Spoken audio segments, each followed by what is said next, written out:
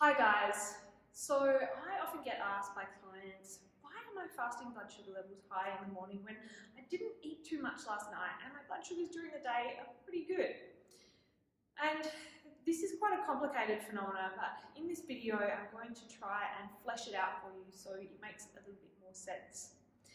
Now, of course, if you did happen to eat, a big meal, heavy meal that was high in carbohydrates or fats later in the night or in the evening, then yes, that can contribute to your high blood sugar readings in the morning. But if this is a consistent thing that you're noticing, that your blood sugars are consistently elevated in the morning, then what I'm about to explain is probably going to explain that. So one of the first things that can be contributing to these high fasting or first thing in the morning blood sugar readings is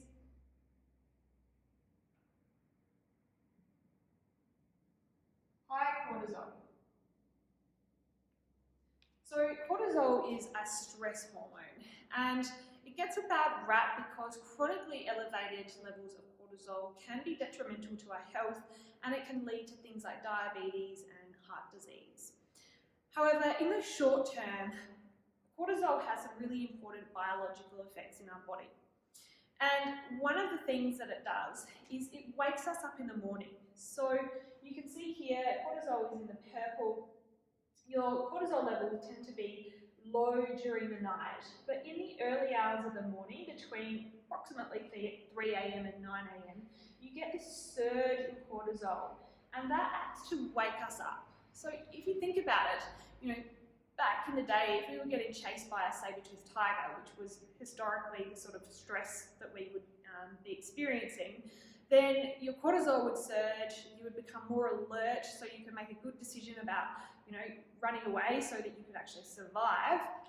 And cortisol will also make more sugar available in your blood, so it will make your body release more sugar into the blood so you've got energy to either run away or fight the tiger.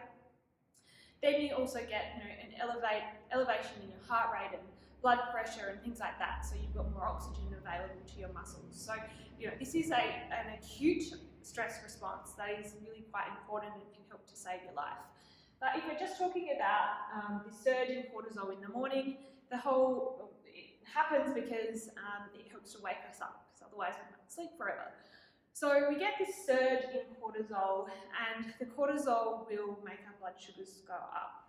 But in someone without diabetes or with no sort of underlying insulin resistance, then this spike in cortisol isn't really going to make a difference to our blood sugar levels. However, if you have type 2 diabetes or you have some underlying insulin resistance, then this cortisol is going to basically bring that insulin resistance to the surface, or it's going to add to the insulin resistance that's already there and exacerbate it, which means your blood sugar levels are going to go up even further. And that can be contributing to these higher blood sugar readings in the morning. The second reason why your blood sugar levels might be high in the morning is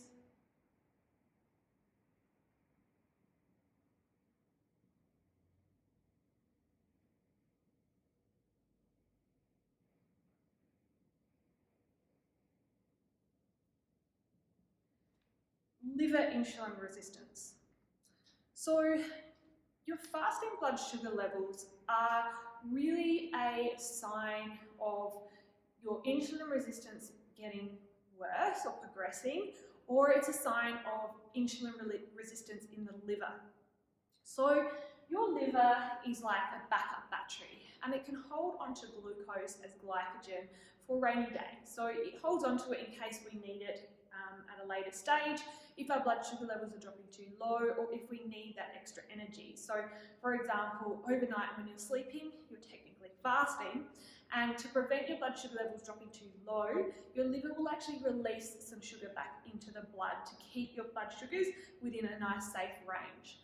And if you were exercising for an extended period of time and you used all the glucose in your muscles, then you can draw on the glucose in your liver for energy. So the liver is really a storage for your for your glucose. Now, if you have eaten a meal, so down here you can see this is just an example or profile of what a a 24-hour day would look like when you're having your breakfast, lunch and dinner. So pink is your blood sugar levels. So when you have a meal, your blood sugar levels start to rise and your body will respond by releasing insulin, which is in the blue. So you get this corresponding spike in your insulin levels. And that makes sense, we know that. We eat food, our body releases insulin so we can push the glucose out of the blood and into our cells. Because remember, sugar in our blood is useless. It can't do anything in our blood. It can only cause problems if it starts to build up. But it is used, by our cells, so we need to get it into the cells so it can be used for energy. So if you've eaten a meal, then you don't need the liver to release any sugar into the blood because you have this glucose available from the food that you've eaten. So the insulin actually works to switch the liver off. So, if your blood sugar levels were on the low side, like for example overnight when you're sleeping, if your insulin levels were low, then the liver would actually release some glucose into the blood to make sure that your glucose levels stay within a safe range so they don't drop too low. But when you have insulin, so if you have a surge in insulin, this message to switch the liver off, so that's what the insulin will do. The insulin will tell the liver, look, we've got enough glucose in the blood, so you can switch off, we don't need any glucose in the blood. So insulin will actually help to stop the liver from releasing glucose into the blood unnecessarily. So hopefully that makes sense. So when you have glucose in your blood, because you've got the glucose from the food that you've eaten, then the surge in insulin will actually help to switch the liver off to prevent your liver from releasing glucose or sugar into the blood unnecessarily. And because insulin is a storage hormone, it will actually help to encourage the reverse. So insulin will help to store glucose.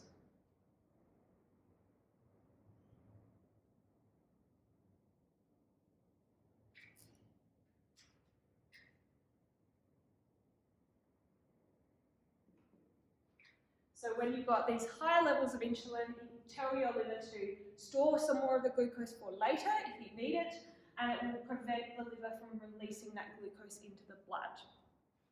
So if you have some underlying insulin resistance or some insulin resistance in the liver, or if the insulin resistance is progressing, then the liver doesn't get that message. So it doesn't get the message to turn off or to switch off.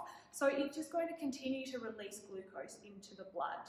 So then even if your blood sugar levels are already a bit high, then you're going to get more sugar from the liver. So that can make your blood sugar levels go up. So then the third thing that can be contributing is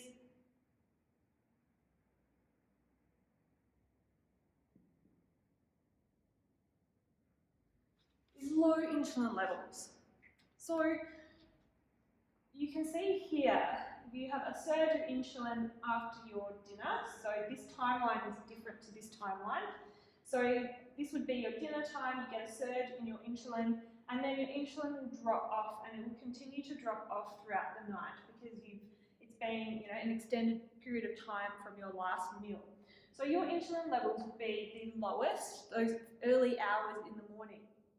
So if you have underlying insulin resistance, it means that the message to switch the liver off is not heard, but you also have very low levels of insulin at this time, then it means that message is particularly weak. So the liver, again, will not get that message and it will continue to just release sugar into the blood. So you've got three things going on. We've got the high cortisol levels in those early hours of the morning, which will make you more insulin resistant, so it will make your blood sugars go up. And then you've got the liver insulin resistance, which may be progressing, so that means the liver isn't getting the message to switch off, so it's just going to continue to add to the blood sugar, so it's going to release the sugar and make your blood sugars go up. And then thirdly, you have these low insulin levels early in the morning, which means that the message to switch the liver off is very weak. So again, the liver is just going to keep releasing sugar into the blood. So it's really a three-pronged phenomena, and that is potentially what is contributing to your higher blood sugar levels in the morning. Now, you may have read, or someone may have told you to have a small complex carbohydrate snack before you go to bed, which probably sounded a bit counterintuitive. So my blood sugars are high in the morning and you're telling me to have more carbohydrates before I go to bed. But hopefully this can sort of explain why they would have said that.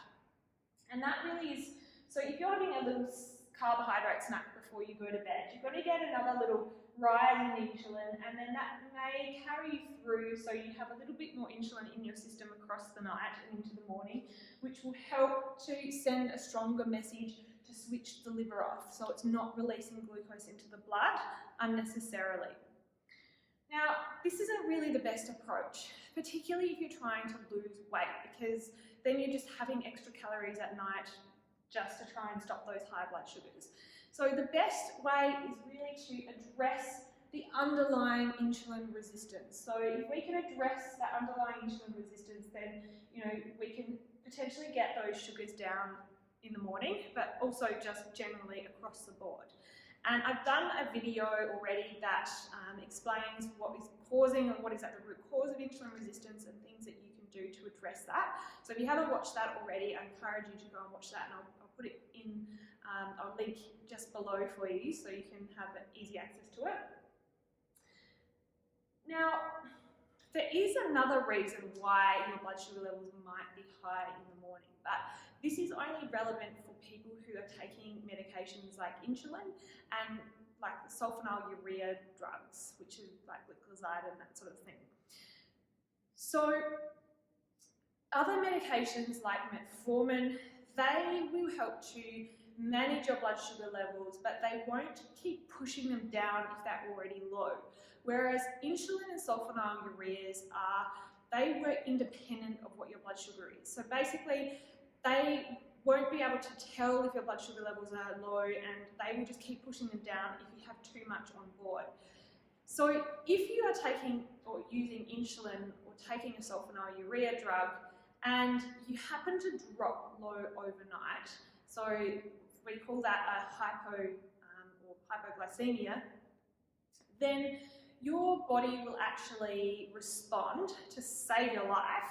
So, if you're sleeping and your blood sugars drop too low, that's quite dangerous. So your body will respond by releasing cortisol, so you get a surge in cortisol as well as a surge in these other counter-regulatory hormones like adrenaline, and these will help to push your blood sugars back up because it's unsafe if they're going to be dropping down too low. So your body is saving your life essentially, and it's going to push those sugars back up.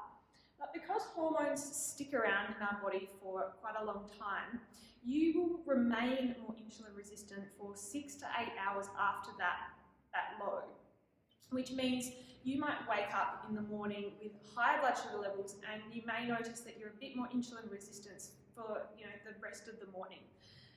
This can be quite dangerous because people might think, the doctor might think, or the patient might think, well, if my blood sugars are high in the morning, then I should probably just increase the medication overnight because that will get them down.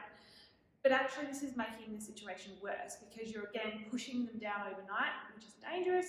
You're going to get this rebound effect early in the morning, and then it's just this sort of yo-yoing effect. So it is a little bit more tricky to manage, and it would mean to actually reduce your overnight medication so that you're not dropping overnight and your blood sugars don't rebound in the morning.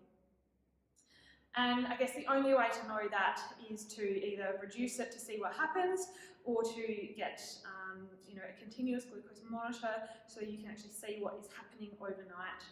But in that case, it is more complicated. You want to be doing that with your doctor, so don't be just trialing things out yourself. There are also some medications that address your fasting blood sugars. Now, I am an advocate for exhausting all other not natural, but lifestyle behaviours. So ideally you want to be addressing the insulin resistance because you're addressing the root cause of the disease or the condition rather than just managing it with medications. But some medications will help to get them down. So if you need them, in that short term while you're working on all these other lifestyle behaviours, then that's totally fine. Things like metformin will actually help to switch the liver off. So it can help to bring those fasting blood sugar levels down.